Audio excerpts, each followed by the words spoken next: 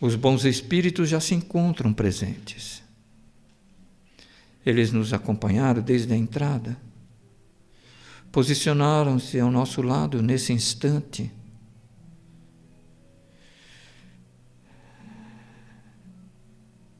Os emissários de Jesus se encontram ao lado de cada um de nós. Em nome do Cristo, em nome dos benfeitores que comandam, os benfeitores espirituais que comandam esta casa, eles aqui estão. Eles estão contentes conosco, porque estamos nos esforçando para levar adiante a mensagem de Jesus interpretada pelo Espiritismo. Então, Jesus, nesse momento em que os nossos corações transbordam de felicidade, de júbilo, de gratidão, por todos quantos participaram desta obra, principalmente os fundadores, que direcionaram o rumo e o ritmo da nossa casa. Aceita, Senhor Jesus, a manifestação da nossa gratidão por todo o amparo recebido do vosso amor, dos benfeitores e também desses fundadores queridos. Abraça-os, Senhor Jesus, com especial carinho, refletindo a expressão do nosso reconhecimento por muito que eles fizeram por nós. Nós ainda vos pedimos, Senhor, que abençoe esses benfeitores espirituais que se encontram aqui, neste ambiente, amparando, assistindo cada um de nós. E eles, cientes das nossas inseguranças, das nossas fragilidades, dos nossos receios, dos nossos temores, das nossas angústias e aflições, eles nos abraçam. É como se eles estivessem sussurrando ao ouvido de cada um de nós: vinde a mim, todos vós que estáis sobrecarregados e aflitos, e eu os aliviarei. Aqui estamos, Senhor Jesus, viemos ao vosso encontro. Sim, nos encontramos sobrecarregados, sim, nos encontramos aflitos, com os joelhos desconjuntados, mas buscando permanecer em pé em vosso nome. Alivia, pois, Senhor, as nossas dores, em nome do vosso amor. Abençoa, querido Jesus, em especial na noite de hoje, a dona Liliane, e abençoa também o nosso querido Guilherme, que vai compartilhar conosco o seu conhecimento, sua sabedoria, para enternecer o nosso coração, trazendo luz para as nossas emoções. Muito obrigado, Senhor Jesus. Que assim seja.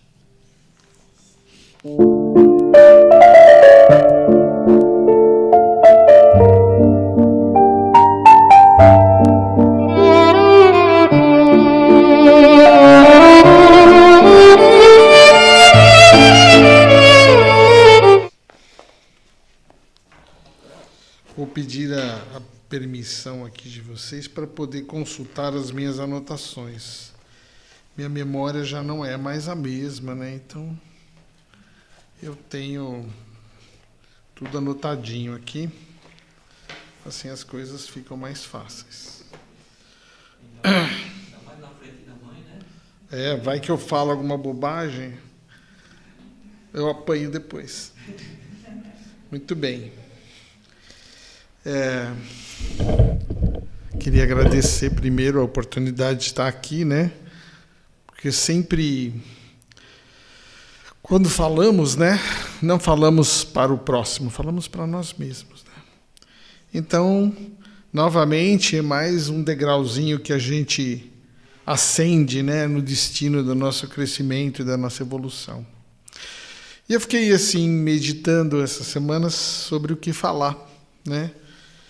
E eu acredito que, como o nosso centro aqui chama Centro Bezerra de Menezes, acho que devíamos falar sobre Bezerra, né?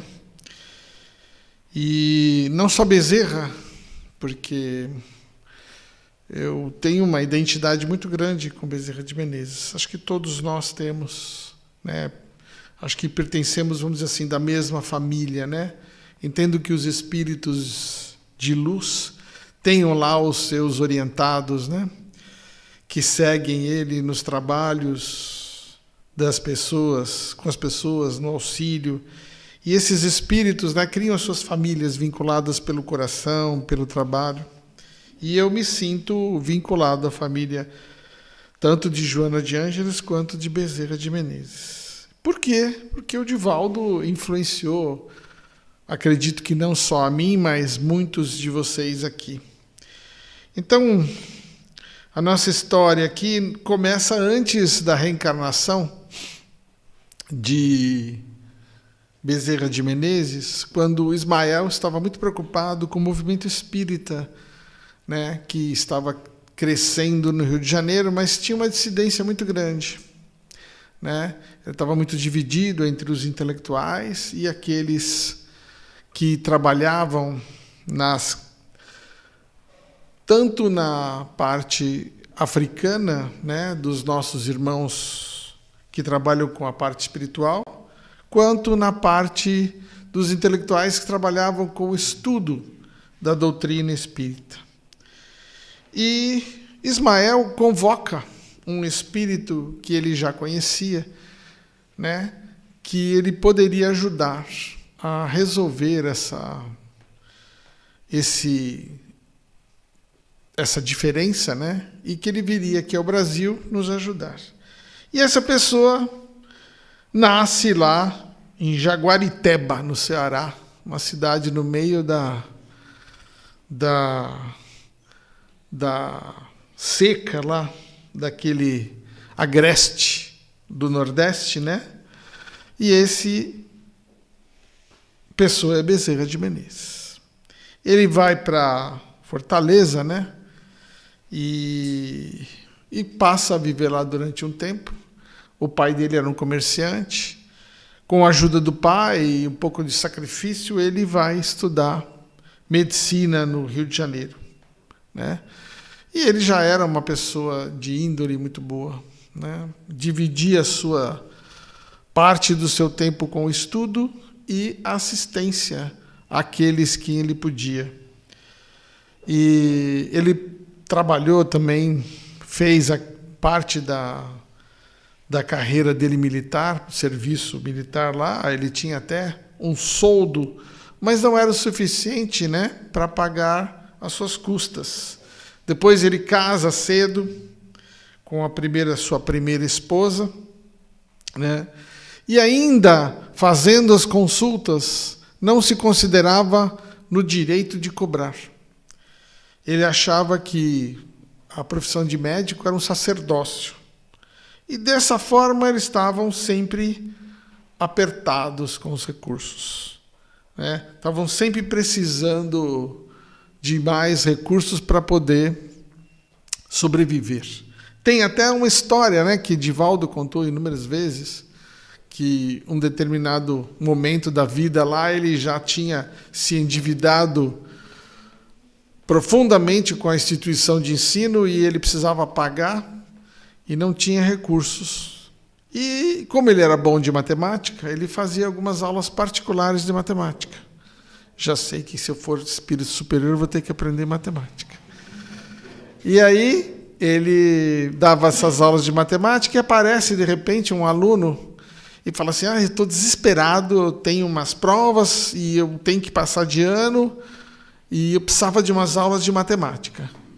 E aí o Dr. Bezerra viu qual era o assunto, né, o Bezerra, e falou assim, claro, eu posso ministrar essas aulas, posso te ensinar. Então marcaram lá na próxima semana, e o indivíduo falou assim, já recebi o dinheiro do meu pai, eu vou te dar todo o dinheiro das aulas, que eu preciso aí, quantas aulas, calculou umas 4, 5 aulas lá, e ele falou assim, eu vou pagar tudo, porque senão eu gasto dinheiro.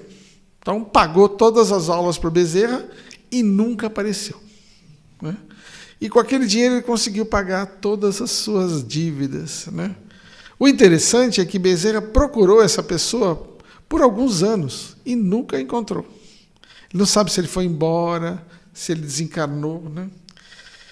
Mas, de qualquer forma, ele ainda candidatou-se a vereador, se não me engano, lá no Rio de Janeiro, no tempo do Império, né? Ele contribuiu em várias leis, até uma delas era fazer uma ferrovia lá que ligaria o Nordeste ao Sudeste, mas não vingou, né? Ainda hoje nós não temos essa ligação aí por ferrovia. Mas acabou deixando a política por não bateu lá assim, os seus valores morais com os da política, né? Ele acaba deixando e vai se dedicar à medicina.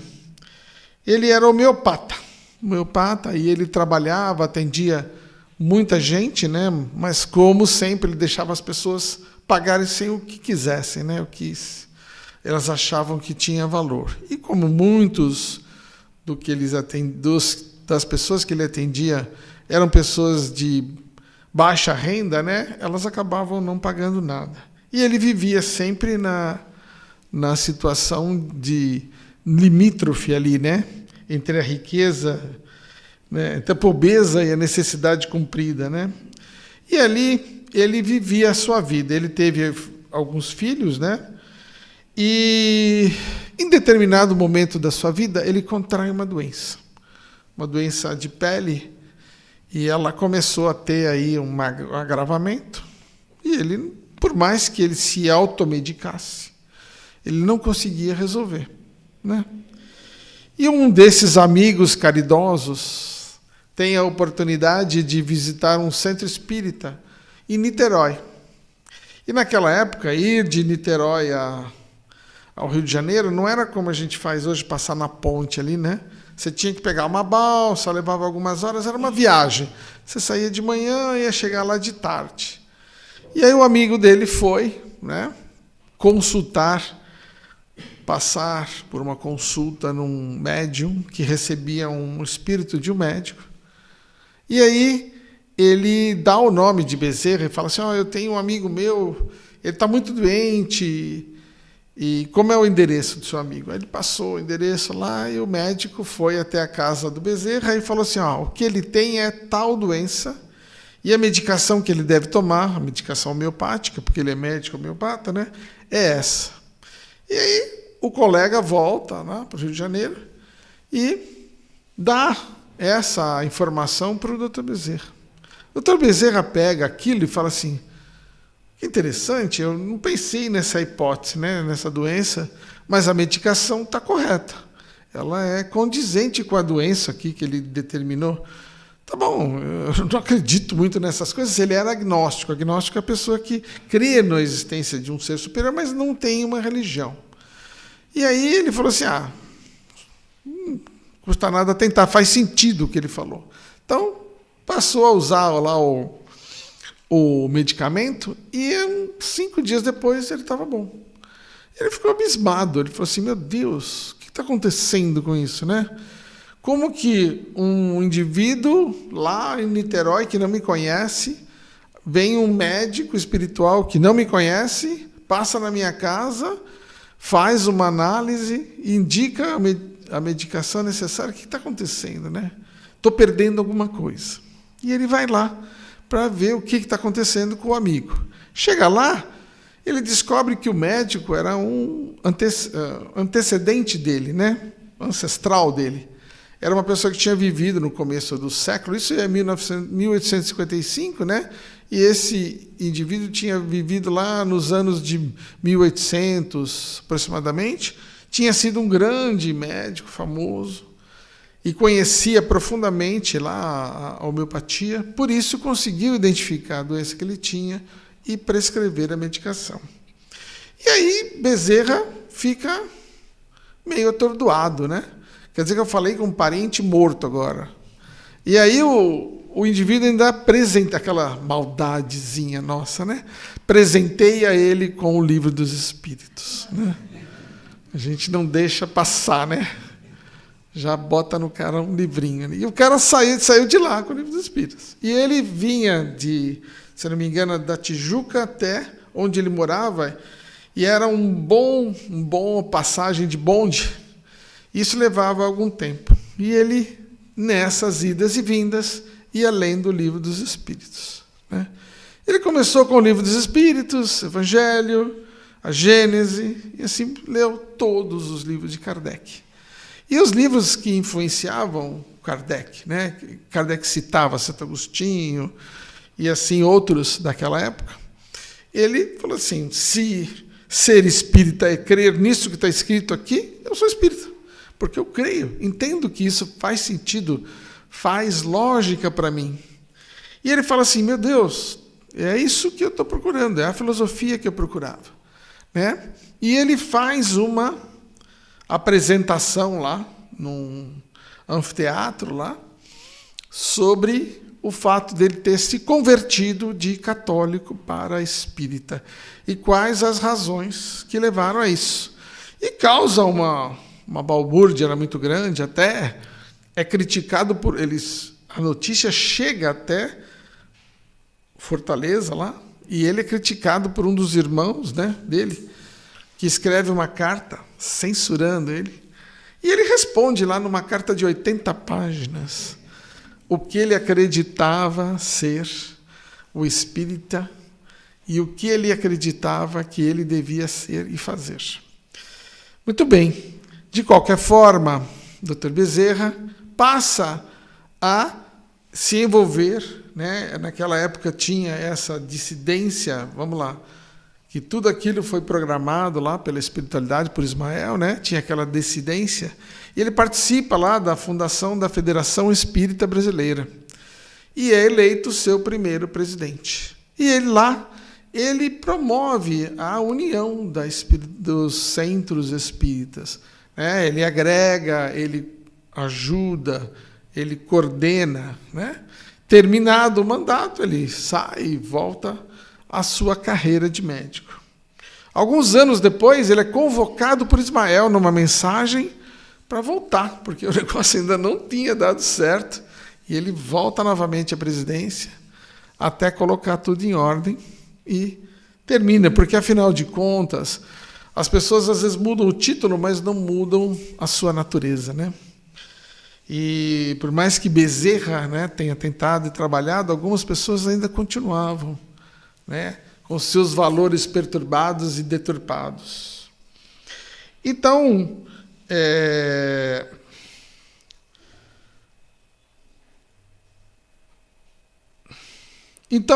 Bezerra, né, começa a fazer o seu trabalho aí de caridade, né? Ele tem assim, ele chega até por os idos de 1889, 1900, ele fica extremamente doente. Conta-se uma passagem que ele não tinha posses, né?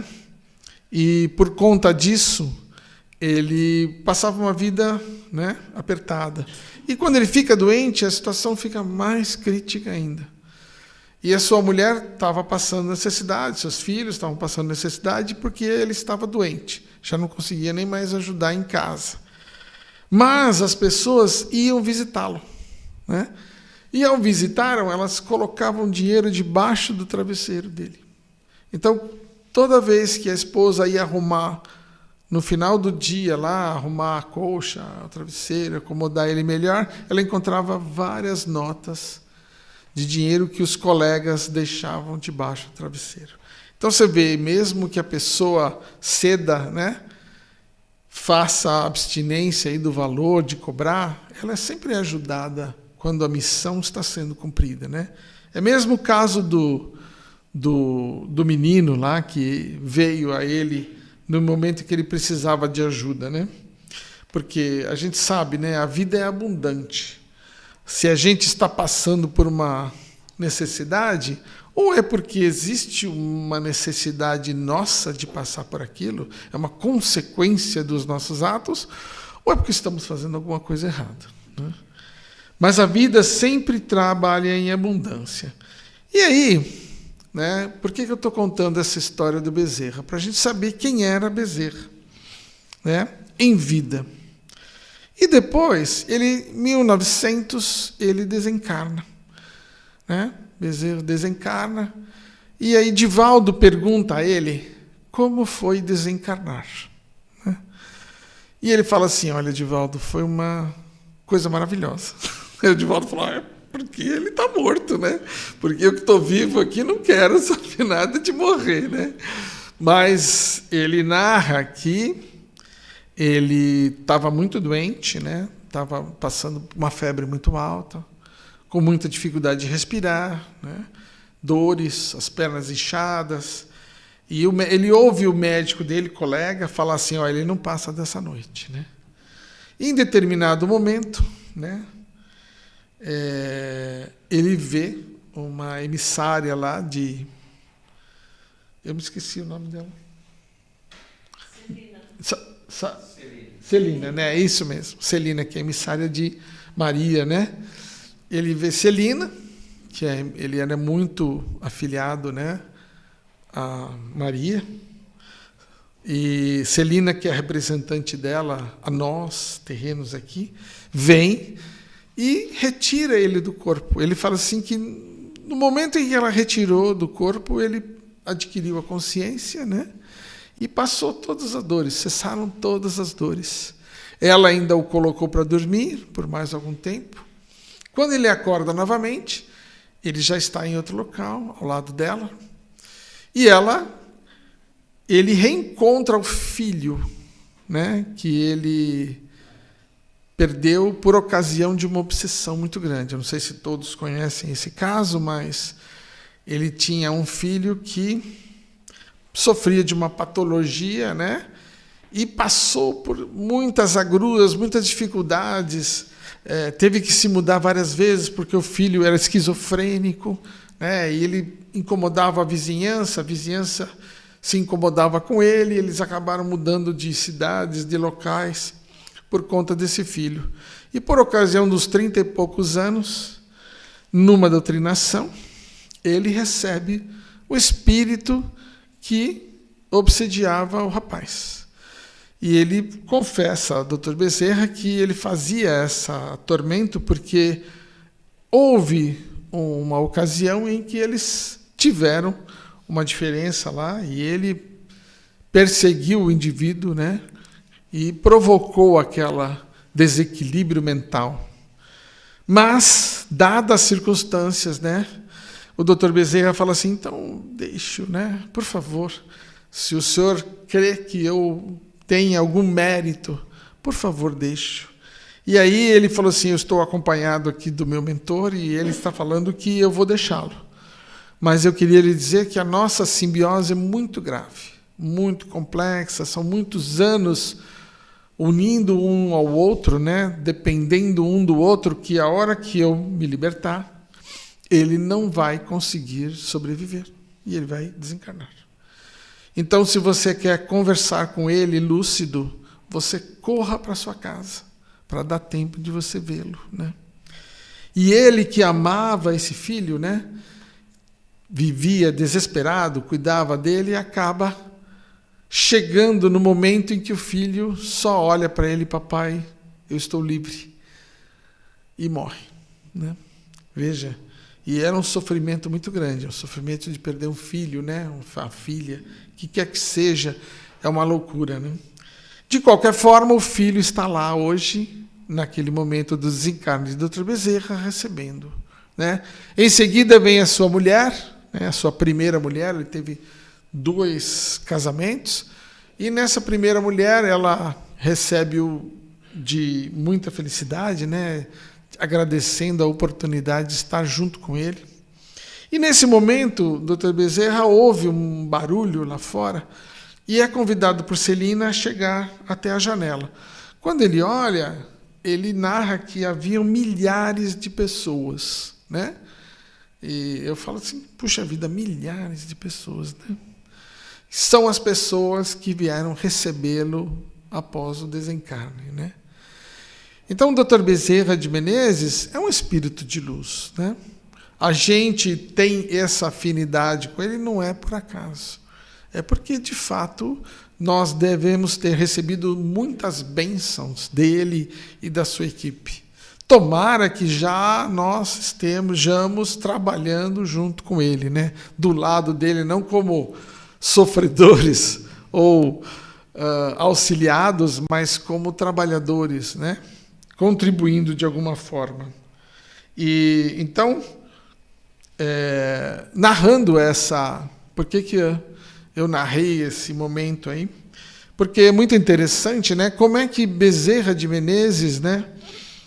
Só ele não foi as coisas que fizeram com que o centro, ou a nossa casa, os nossos trabalhos chegassem aonde estão hoje. Também tivemos, né, a contribuição do Divaldo. Então, eu me lembro de uma história que Divaldo conta sobre o Chico, né? Uma história muito bonita. E é interessante porque ele amarra muitas coisas, né? Diz que Divaldo estava no Chico, conversando com ele, e estava ele, o Miguel e o Chico, né? E a casa do Chico, assim, diz que é muito movimentada. Eu, pessoalmente, nunca fui lá, mas ele fala que é um alvoroço, né?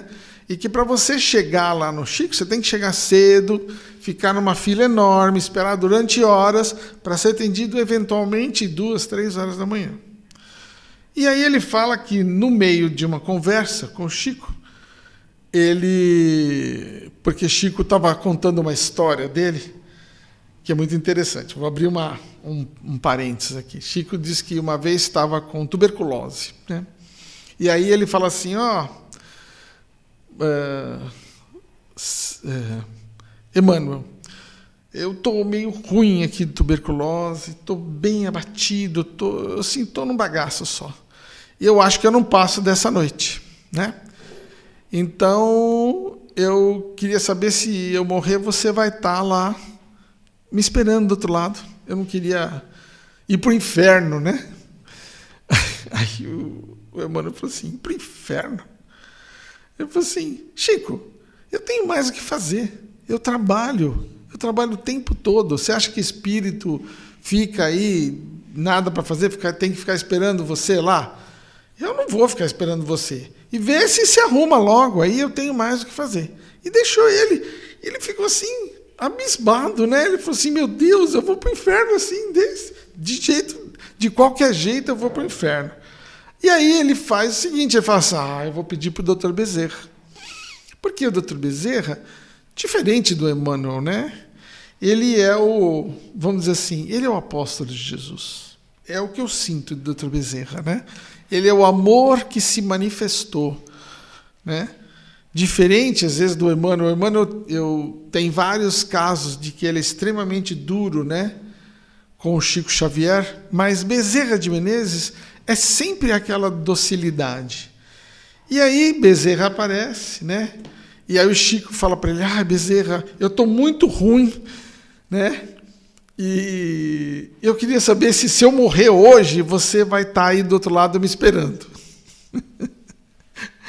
O Chico, às vezes, tem algumas situações muito engraçadas. Mas, de qualquer forma, ele estava preocupado que ele fosse recebido por Bezerra. Aí Bezerra falou assim, olha, é o seguinte, eu não posso lhe prometer, porque depende da espiritualidade superior. Ele falou assim, meu Deus do céu, agora eu estou perdido mesmo, né? Ele falou assim, mas eu posso fazer outra coisa. Eu posso lhe prescrever um remédio homeopático que vai te ajudar. E aí, Bezerra prescreve, e ele arranja o remédio lá e melhora, né? E, de fato, não desencarna. Então, você vê que Bezerra, pelo menos, ofereceu a outra face, né? E, de qualquer forma, voltando à história original, eles estavam lá, o Miguel, o Divaldo e o Chico, conversando, esperando, se preparando para receber as mensagens lá que Chico ia dar. Quando, de repente, adentra-se uma mulher, né? Mulher toda esbaforida, né? E aí todo mundo fica surpreso, como é que ela conseguiu entrar, né? E eles falam assim, pois não, o que a senhora deseja? Ah, eu vim falar com o Chico Xavier, né? E aí aparece o Dr. Bezerra e fala assim, olha, ela me deu trabalho, mas eu consegui trazê-la até aqui. Então você vai atender ela agora, Chico. E aí o Chico fala assim, pois não, né? O que é que eu posso fazer pela senhora? E aí ela fala o seguinte, ela teve um filho assassinado. E ela não se conforma com isso, né? Não entende por que o filho dela foi assassinado. E aí o Chico olha para ela, olha para o Dr. Bezerra e aparece um rapaz e fala, eu gostaria de contar para minha mãe o que aconteceu. E ele narra lá todo o desenlace da sua morte e pede para que a sua mãe tenha paz no coração e que ela saiba que ele sempre vai estar com ela. E ela fala assim que ela tem uma dor de cabeça 24 horas por dia. Ela dorme como se tivesse um prego enfiado na cabeça. E aí, Bezerra fala para o Divaldo assim, ó, vai lá e dá um passe. Aí o Divaldo fala assim, por que eu? Ai, meu Deus do céu. Mas, de qualquer forma, ele fala assim, né, porque você que está aí, você vai lá e dá um passe. Ele falou assim, eu estou meio gripado. Ele falou assim, então, aí você recebe as energias superiores dos espíritos amigos e também vai se curar. Então ele vai lá, dá um passe, né? E ele falou assim que vê a energia saindo do corpo dele, caindo como se fossem essas estrelinhas, né? De chuva de prata, que nem fogos de artifício que a gente brinca nas noites de São João. E ela vai absorvendo toda aquela energia, é uma energia física e espiritual, né? Parte fornecida pelo Divaldo, parte fornecida pelos espíritos. E ela fala assim, nossa, a dor passou. E ela pega a carta do menino, pede para alguém ler, porque ela não sabe ler, e quando leem, todos choram, lá, emocionados pela situação. E ela abraça a carta, fala assim, eu vou levar essa carta e vou abraçar como se fosse o meu filho. E ela sai, né? E ela tinha vindo de Belém do Pará, de carona, para poder falar com o Chico, né? Então os espíritos dizem que ela já tinha se redimido, né, por conta de todo o sofrimento que essa mulher passou. Então, assim, o que eu quero dizer, né? Quero dizer a relação que existe entre todos nós, né? Vocês veem, estava o Chico, estava o Divaldo, que nos influenciou tanto, e estava o Miguel, né? Ou seja, estamos todos envolvidos na mesma família, né? Somos participantes, somos colaboradores, estamos entrosados aí de muito, né? E continuaremos provavelmente envolvidos nessa família. Dizem que Dr. Bezerra, quando completou 50 anos, foi numa reunião em homenagem a ele, onde Leon Denis presidia, e convidando para que ele tivesse a oportunidade de reencarnar em outro planeta. E ele pede à Mãe Santíssima que ele possa permanecer ainda, porque havia muito sofrimento aqui no Brasil. E ele gostaria de continuar trabalhando, porque ele não consegue deixar o seu coração em paz enquanto houver sofrimento aqui, né?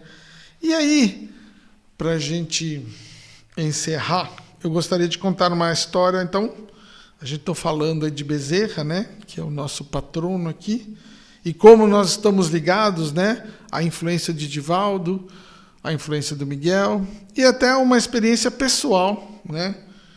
Dr. Bezerra aí, o Jair falou do meu pai, e quando meu pai desencarnou, já fazia uns 10 anos quase, né, mãe? 11 anos, né? Ele A gente teve a minha sobrinha, ela via ele em casa. Umas 2, 3 vezes chegou a vê-lo em casa. Ela falou assim, eu vi o vô aí andando aí. Ele me viu e falou, o que você está fazendo aqui? Né? Aí eu falei assim, você que está fazendo aqui? Você já morreu. Ele falou assim, morreu? Eu? Né? Então, teve vários episódios aí de visualização dele, até que um dia, nesses dias do Divaldo que a gente fazia em setembro, aí, que a gente fazia aqueles eventos, né, que o Divaldo vinha, fazia a palestra de manhã, depois fazia o atendimento. No final, ele fazia uma palestra e o Dr. Bezerra dava uma comunicação. E ele narra que 4 lugares que Bezerra de Menezes fazia a comunicação. E um deles era Santo André. Tá? Um, se eu não me engano, em Vitória, e 2 outros em outros lugares, aí eu não me recordo agora. Mas ele era um dos locais, né? E eu lembro que tinha uma romaria, que ônibus que chegavam, pessoas de vários lugares, e Bezerra sempre dava uma mensagem. E aí, Divaldo, a minha mãe estava trabalhando naquele dia, e ela saiu para almoçar. Né? Estava almoçando, não sei se estava em casa, né, mãe? Em algum lugar estava almoçando, e a Terezinha liga e fala assim, cadê você, Liliane? Ela fala assim, eu estou almoçando aqui. Ele falou assim, o Divaldo está te chamando, ele quer te falar alguma coisa aqui do Dr. Lauro. Aí ela sai correndo lá, vai até lá a creche lá, e quando ele chega, ele fala, olha, Liliane, ele está aqui, né? Isso foi uns 6 meses, né? 6 meses, 7 meses depois. Ele está aqui. E ele estava contando que meu pai, não sei se vocês sabem, mas meu pai tinha hiperfoco. Né? Meu pai, quando assumia uma responsabilidade, ele ia fazendo aquela responsabilidade até terminar. Nada interrompia ele. Né? Ele, numa cirurgia, ele era assim. Para ler um livro, ele era assim. Para fazer alguma coisa, ele era assim. Né? Então, eu acredito que quando ele morreu, ele estava lá no hiperfoco dele, lá, né? E não percebeu. E ele narra o seguinte, que ele só percebeu que tinha desencarnado quando ele viu o Dr. Bezerra. Não estou dizendo que o Dr. Bezerra veio aqui e falou assim, Lauro, você desencarnou. Não foi isso. Mas é que o Dr. Bezerra deve ter falado assim, coitado do Lauro, se eu não aparecer para ele, não vai perceber, vai ficar nessa aí anos, né? Então ele aparece, aí o Lauro fala assim, Dr. Bezerra, eu morri. Então, eu acho que foi assim, né? E aí ele percebeu, né? Falou assim, meu Deus, eu morri. Né? E aí, naquela oportunidade, ele deu uma mensagem para minha mãe lá, falando que estava tudo bem. Então, assim, estamos todos, né, de alguma forma envolvidos nessa grande família. Provavelmente vocês também devem ter histórias com o Dr. Bezerra, né, com o Divaldo, com o Miguel, com o meu pai, eventualmente. Porque somos da mesma família. Né? Estamos reunidos aqui não por acaso, mas por um objetivo concreto. Né? E esse fruto desse objetivo, um deles, pelo menos, é esta casa. Né? Um deles é esse trabalho, é os cursos, são as palestras, são as nossas atividades assistenciais. Quer dizer, tudo isso faz parte desta grande família, em que Dr. Bezerra provavelmente é o nosso, vamos dizer assim, mestre, o nosso grande orientador, né? Responsável pelo trabalho, afinal de contas, este centro tem o nome dele, né? E assim por diante. Né? Então, a minha intenção era fazer essa correlação, né, para ver se a gente se sentia mais familiarmente unido, né? Entendendo assim que estamos aqui contribuindo de alguma forma, e mesmo que a nossa contribuição aparentemente seja pequena, é assim mesmo, né? Porque se nós formos pensar que daqui 100 anos ninguém vai lembrar de nada sobre nós, nada, né? Porque 100 anos é muito pouco para o planeta, mas é muito para nós, né? A nossa vida, no máximo, dura 50, 60, 70, 80 anos. Né? Então, as coisas são muito fugazes assim no que diz respeito à eternidade. E a nossa contribuição tem que ser proporcional a esse tempo que permanecemos aqui, né? Mas saibam que o trabalho, de fato, está sendo feito. Eu vejo milagres acontecendo aqui. Eu falo sempre com a minha mãe, falo assim, meu Deus, né? Olha como essa pessoa entrou e como ela está agora. Às vezes, no intervalo de tempo curto, a gente não possa perceber, mas depois de 10 anos, a gente vê que as pessoas se transformam, se modificam, são outros espíritos que estão ali, diferentes, mais maduros, mais equilibrados, mais capazes de enfrentar os seus problemas. E tudo isso faz parte desta família, aonde nós convivemos aqui. Então, agradeço a contribuição de todos, assim como Jair agradeceu a contribuição do meu pai. Todos nós fazemos parte dessa família, incluindo o Dr. Bezerra, que é o paizão, vamos dizer assim, né? E a Joana talvez seja a mãezona. Então, muito obrigado, boa noite e vamos orar.